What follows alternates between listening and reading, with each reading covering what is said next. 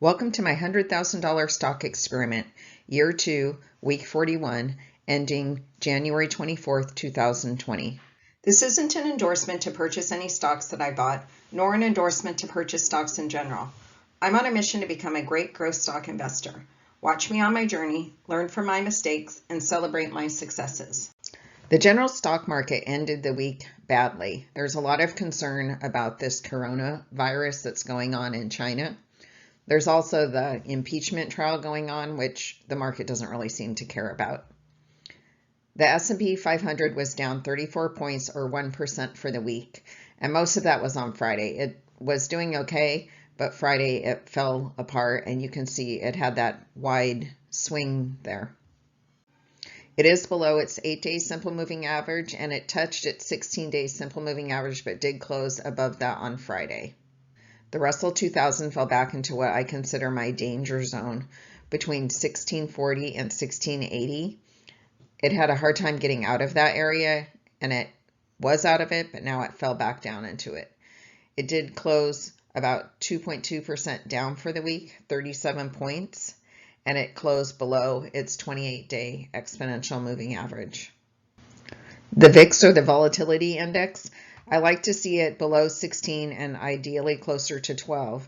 It had been down in the 12 range, but it closed the week at 1456, and it had a huge swing on Friday. If you look at number 1 and number 2, that's showing you the high of 1598 on Friday and the low of 1262. So that's a huge price swing. At number 3, it's showing you where it closed for the day and that really long green bar. So this is just the opposite of stocks. The green bars are the bad bars and the red bars are the good bars. And you do want to see it closing in the lower part of the range on this, not in the higher part of the range. The last time we had this big of a price swing was back at number 4, which was on December 9th. I like to see how closely I follow last week's plan.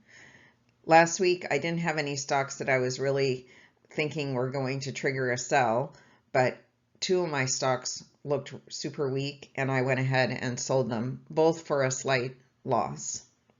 Those 2 stocks are CFX and CMRE. And then buys. I didn't see anything that had above average volume and a high RS and composite rating that I wanted to buy, and I had identified 5 stocks for add-on buys, but only one of them was performing such that I wanted to do an add-on. So that was the Carlyle Group, which I did make a B2 purchase. And I wanted to buy Neobac, but I still haven't made that purchase. Cosmar, stock symbol CMRE. This stock fell apart on Wednesday. I was watching it and I saw it starting to go down and down and down, and I went ahead and sold it. I did only have a 0.8% loss. If I would have waited, I could have had a much larger loss. This stock dropped quite a bit on Wednesday. It had a price swing of a high of $10.30 and a low of $8.44, almost 20%. Down at number 1, you can see it also had the huge volume. Here's a picture of the 1-day chart with the frequency of 1 minute, showing exactly where I sold it. So there was a huge volume spike there, and I sold at number 1 towards the top of that range. So I'm lucky I could have had a additional 5% loss if it would have triggered towards the bottom of that. So I had a limit sell order on this stock at $9.80, and that's where it sold. If I would have put a market order, it could have sold anywhere in that range. So the range at that 1 minute mark was from $9.81 to $9.28. Colfax, stock symbol CFX. This is another stock that I thought was showing weakness. I did sell it before it hit my floor. I had a loss of almost 2% on this, and I held the stock for 2.5 weeks. On Thursday, it did bounce off the 31-day exponential moving average, but it closed the next day right around where I had sold it. I'm fine with selling this stock. Every time I purchase a stock, I put in a stop limit order. At first, I put it at 8%. and then each week I revisit it. I move it up, but I don't move it back down. My most commonly used floor is my 31-day exponential moving average, followed by my 16-day simple moving average. And overall, I like to see my stocks gaining at least 1% a week. I have my sell rules for limiting my losses, but I need to develop some for selling into strength, so more to come on that. I'm a bit nervous about this coronavirus and the impact that it's going to have on the stock market. I think people are going to start freaking out a bit, and the market may drop for a week or two, but then it will bounce back. Part of me wishes I would have really trimmed back on my stocks on Thursday, but hindsight doesn't get you anywhere. I just stayed the course, raised my floors as I normally would, and we'll see how the next week plays out. Here's my current holding bar chart, where each bar represents 1 week, and it's showing the value of my $10,000 purchase week to week in each of the stocks that I hold.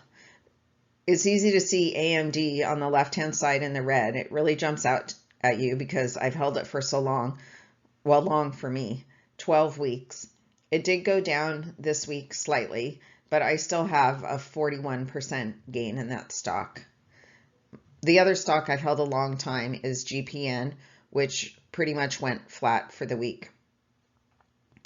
There's 3 stocks that I've held just a short time that did go up. The most drastic up is BILL, B-I-L-L, in the blue.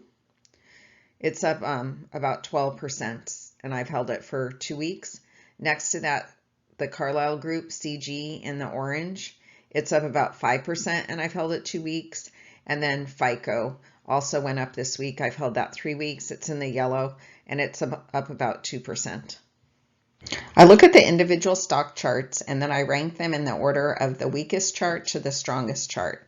Some of them just have subtle differences, and sometimes I have a hard time deciding which position it takes, but I do my best, and I'll share that with you now. DIOD, I rank this as my weakest stock because the 8-day and the 16-day are getting closer together, plus it closed below the 16-day simple moving average this week. I did raise my floor up to the 31-day exponential moving average. I have 2 purchases in this. One I've held for almost 4 weeks, and it's up just about 2%, and one I've held just over 2 weeks, and it's down 1.3%. Stock symbol ZTS. I did raise my floor up to the 31-day exponential moving average on this. I consider this a weak stock because it did close below its 16-day simple moving average. It had been above that 8-day at the beginning of the week, but it did fall the last 3 days, and it also closed in the bottom of the ranges on all 3 days. You can see that little tick mark on the red on the right-hand side. That means that that's the closing price. I have 2 buys in this stock. One I've held for 4.5 weeks, and it's up 2.7%, and one I've held for just over 1 week, and it's down 2.5%. Cosan, stock symbol CZZ. This is my 3rd weakest stock. I've held it just about 2 weeks, and it's down 1%. I consider it weak because the 8-day and the 16-day simple moving averages are moving sideways, that pink and the green line up there. It is right around my purchase price, not too far off, and I did raise my floor up to the 31-day exponential moving average. Stock symbol IPHI. This stock closed the week right at its 8-day simple moving average. It did drop below it, but then it popped back up. I have 1 buy in this stock. I've held it for 2.5 weeks, and it's up just over 3%. AMD. This has been a super performing stock. I have 3 buys in it. One I've held for 12 weeks, and it's up over 41%. One I've held just under 12 weeks, and it's up 36%. And one I've held just about 9 weeks, and it's up 28%. So it's had a really nice run. It started to show weakness on Friday. It had really big volume, and it closed at its 8-day simple moving average, but it had opened quite a bit above that. So that's why I say it had weakness. I did raise my floor to the 31-day exponential moving average, and this stock also has earnings this week on Tuesday after the market close.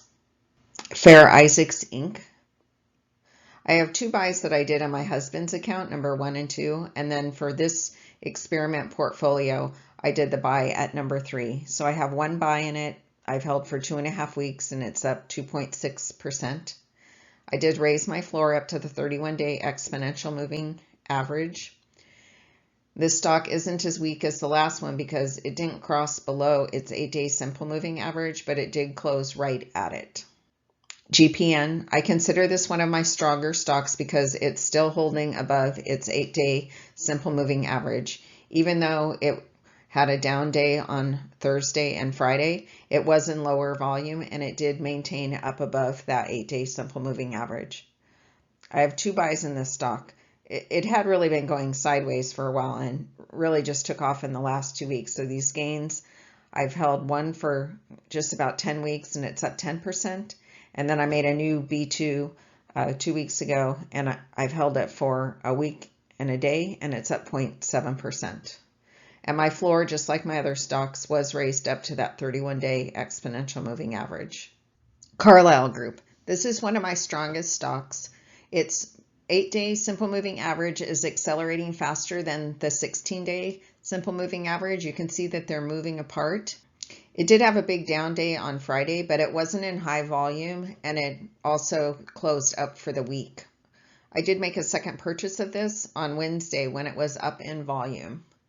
So I have two buys in this stock. One I've held for just about 2 weeks and it's up 5.5%. And the other one I've held for 3 days and I have a 0.2% loss. I did raise my floor up to my 31-day exponential moving average. Bill.com. This is my strongest stock. It is an IPO stock, so even though it's had a really nice gain in the 8 days that I've held it, it could just as easily drop quickly. I've held it for, like I said, 8 days, 1.5 weeks, and it's up 12.5%. And I did raise my floor up to the 1% above my purchase price. I don't want to let a double-digit gain turn into a loss. So my portfolio went down this week, not as much as the S&P 500, but it still went down a little over $1,000. So in 1 year and 41 weeks, my $100,000 has turned into $151,342 versus the S&P for the same time period is $124.62. I look at the weekly change each week and I sort it in the order of the lowest value to the greatest value. The S&P 500 was down about 1% for the week. I have 3 stocks that lost more than that. DIOD lost 3.5%, ZTS lost 2.8%, and AMD lost 1.1%. 5 of the stocks that I held did have gains for the week, and I had one stock that had a loss, IPHI, lost 0.2%. I also look at my dollar value gain and sort that in the order of the lowest value to the highest value. This is only for my $10,000 B1 purchase. The only stock that I have a loss in is CZZ with a $100 loss, so not as much as last week. Each one of these boxes represents a week, so you can see CZZ, I've just held those 2 weeks with the next one down. DIOD, I've held for 4 weeks. That one also had a drop. Last week it had a gain of $542, and now I only have a gain of $177. So still a gain, but less than last week. And down at the very bottom, AMD, I did have a loss between last week and this week. My total gain went down, but I still have over a $4,000 gain in that stock. The one that I find most surprising is BILL, the second one up from AMD, second from the bottom. I have a $1,200 gain in that stock, and I've only held it for 2 weeks.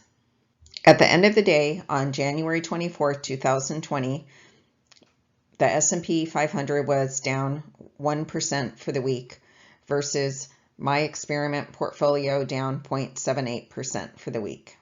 You can see that in yellow. In the purple, I'm showing the year-to-date. The S&P 500 is up 2% for the year versus Melissa up 2.11%. The industry breakdown shows that I'm most heavily concentrated in the chip sector with 3 buys in AMD and 2 buys in DIOD, followed by the finance sector where I have 2 buys each in GPN and the Carlyle Group, followed by software. Thanks for watching. Keep an eye out for my next episode, or better yet, subscribe to my channel, The Melissa Method. Don't forget to hit the bell if you want an alert when I post a new episode.